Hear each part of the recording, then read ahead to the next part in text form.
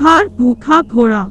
एक दिन राजा कृष्णदेव राय के दरबार में अरब देश का एक व्यापारी आया। उसके पास एक से बढ़कर एक अरबी घोड़े थे।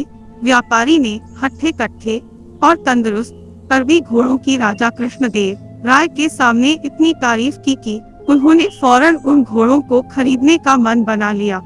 अच्छी कीमत देकर व्यापारी से सारे घोड़े खरीद लिए गए। व्यापारी खुशी खुशी वापस चला गया। महाराज बहुत खुश थे, लेकिन जब घोड़ों को रखने की बात सामने आई तो समस्या खड़ी हो गई। सारे अस्तबल पहले से ही भरे हुए थे, उनमें नए घोड़ों को रखने का स्थान नहीं था। इस समस्या का निदान राजगुरु के सुझाया। राजगुरु ने महाराज को परामर्श दिया कि जब तक इस घोड़ों को रखने एक लिए नया अस्तबल तैयार न हो जाए, क्यों न एक एक घोड़ा हम मंत्रियों, दरबारियों और प्रजा में बांट दे। वे उन घोड़ों की देखभाल करेंगे और उसके बदले हर महीने उन्हें एक स्वर्ण मुद्रा दी जाएगी। महाराज को राजगुरु की ये सलाह जंच गई और उन्होंने वे घोड़े अपने मंत्रियों और दरबारियों में बंटवा दिए। जो घोड़े बचे वे प्रजा में बांट दिए गए। महाराज का आदेश था, इसलिए सब लोग चुपचाप घोड़े लेकर अपने अपने घर चले गए।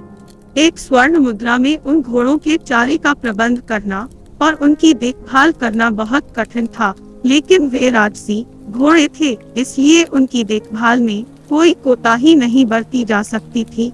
सब अपना पेट काट कर घोड़ों की देखभाल करने लगे।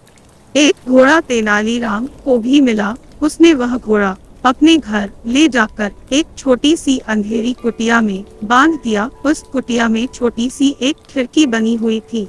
उस खिड़की से तेनालीराम रोज शाम थोड़ी सी सूखी घास घोड़े को खिलाया करता था।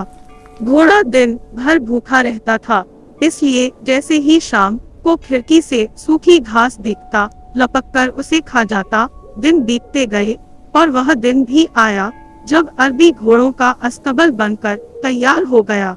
जिन मंत्रियों, दरबारियों और प्रजा के पास अरबी घोड़े थे, उन्होंने चैन की सांस ली। इतने दिनों में घोड़ों की देखभाल के कारण सबके घर का बजट बिगड़ गया था।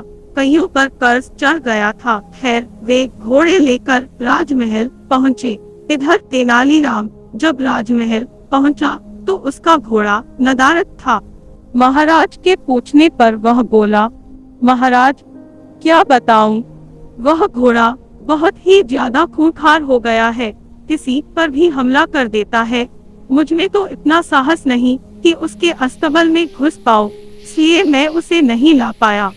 महाराज कुछ कहते, इसके पहले राजगुरु बोल पड़े, महाराज तेनालीराम की बात पर विश्वास नहीं किया जा सकता। अवश्य घोड़ा सही सलामत नहीं है, इसलिए तेनालीराम बहाना कर रहा है। हमें वहां जाकर वास्तविकता का पता लगाना चाहिए। महाराज ने राजगुरु को कुछ सैनिकों के साथ तेनालीराम के घर जाकर घोड़े को लाने का आदेश दे दिया। राजगुरु सैनिक लेकर तेनालीराम के घर पहुंच गए। साथ में तेनालीराम भी था।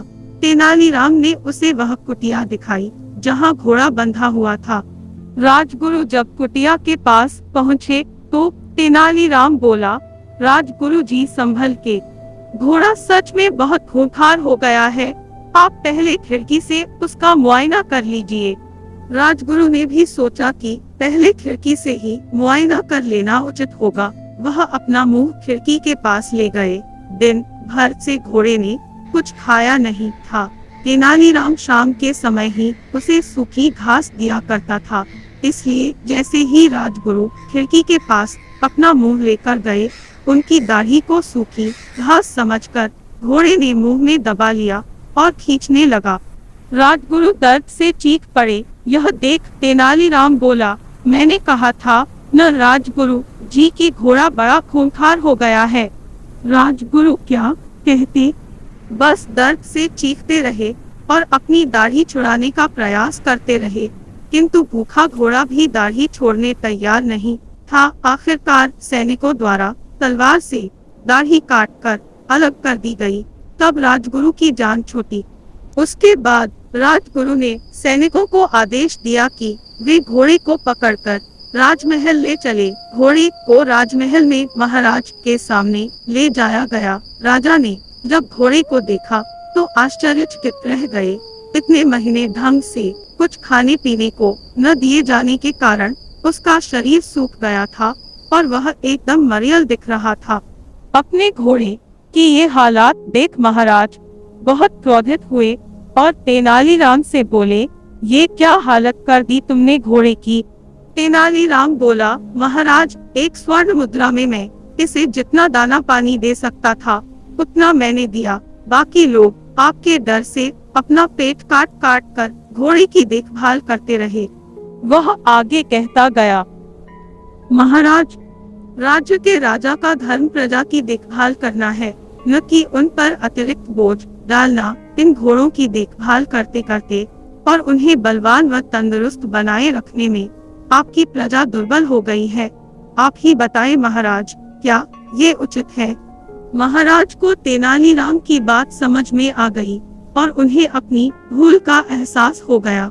अपनी इस भूल के लिए उन्होंने सबसे क्षमा मांगी और उन्हें इन महीनों में हुए खर्चों की भरपाई भी दी।